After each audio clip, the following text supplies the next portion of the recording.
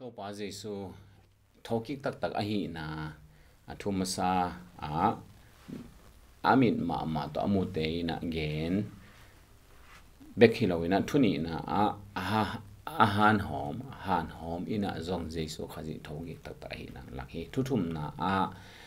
to Zeisu khazi thokik tak ahih na thu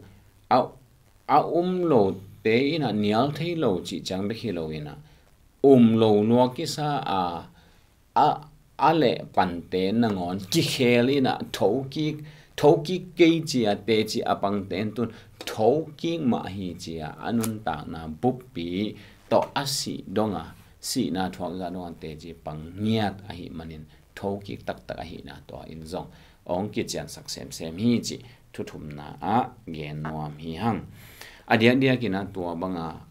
het lo ahi zonga up chianga aike athe hite ahi thu athe hi cha nun ta na ki hela Zeisu thoki na thu te chi apang telak amin thang dia ni gen ni hiang amasa ina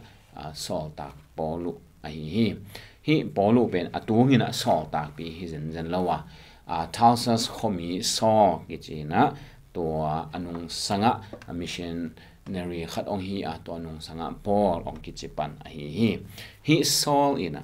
Zeisu thokik chi thada thokik a chi te nangon amuda zo hiya pasian min dai sakhi chi lungsim to Zeisu te Zeisu thoki hi a chi te manin bol siain thonga khomin satin ta chiangena that dina to banga ompa hi chi la chano tung to ni na muthe hiang to hin Zeisu khazi a thokik lam lo chiang be hi pe ma lo anial thei lo chiang be hi pe ma lo thoki ke chia te chi dak pi taka apang hinapi Zeisu ong mu tak te anun ta na khem ki khelina thoki hi chi anun ta na khem te chi ong pang hi solta alian kwana angen ma bangina ni khat Damascus khwa ong paina to atanga lam pia chimai ne Damascus ko pi lun na ding kim tenga khowa kena ka pa hi to chiangena to pa Zeisu ngiat to ki howa Zeisu ngiat Zeisu in nongbo siat Zeisu ka hi china to tanga nana ge ni Zeisu ngiat amit to amupa Zeisu ngiat to ki ho ai chianga hi pa thoki hi chi thei loma ma hi manin anun ta na khem pe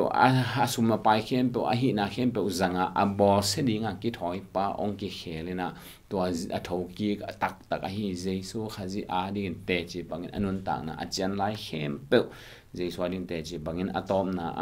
thongkian na tha na vuang na sa na swang to den na ki pan tampi ta athwa khit chiang in anun ta na ma to lakina si na nangon athwa ahi to ma bangin James Zako ben midang pi hi loina Zeisu anaw pa tek ahi khang khom lo ma mau hi di ve na pasian hi ong chi te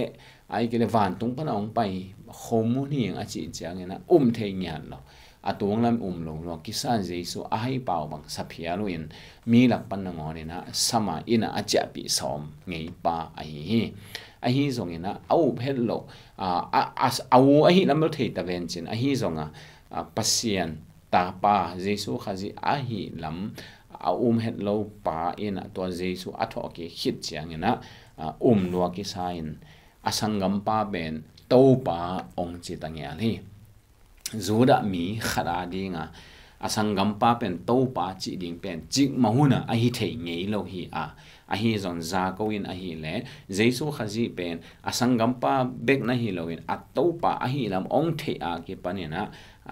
Zeisu khazi ka to pa chingyan nya den to bangena ama nya zong atwa Zeisu khazi sila tak ahi na atwa asila lian in nong ta asila hieng zong chi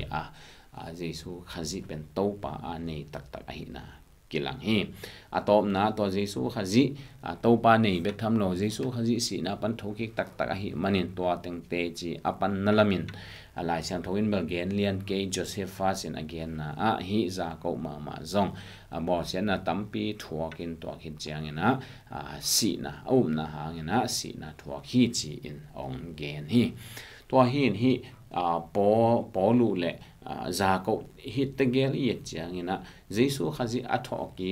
lam Zeisu khazi lo chiang be hi lo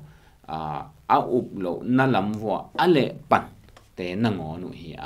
hi zon to te na ngon atak tak te Zeisu khazi tong ki mu tak tak te nial the non no Zeisu khazi si na pan thoki lo ma hi manina na hi mok ma hia lunge chi na Zeisu khazi to athoki pa dingin teci pangin anun ta sung bupiu ahi na hem be to thuak the hem bo zong thuak main Zeisu khazi pasian tapa ahi na thu teci pangina anun ta na to bang ape hiao hi to hi in athoki lo hi le hi bang mi te na bang hangin anun ta na athoki lo pa din pengam mok ding hiam athoki lo hi le hi za ta alang pan pau koi chi up the ding athoki lo hi le hi za ta alang pan pau hangin hi za ta ina ki khelina ama ding na ding the ding hiam Zeisu khazi thokik tak ta hi ami tu to mu hi a khu tu to long hi alang pan pen te na ngon ina nial zo lo beki lo in teci apang pente ong so ko hi china thuthum na hi bangin again ni to pa ni tan cha ding ong hi sakta hen la athoki Zeisu khazi nidang ina polu te za ko te dana anial kha hi le ai ke le alang pan kha hi ale lang pan non het lo nial non het lo ina I to pa hi sakni nun ta na inga na di hi ama ding na nun ta na sangin leitunga aman phazo nun ta na om non lo hi china hi teng to pai su thoki tak ta hi na thuthum na a hu ni to pan tu pang pya sakta hen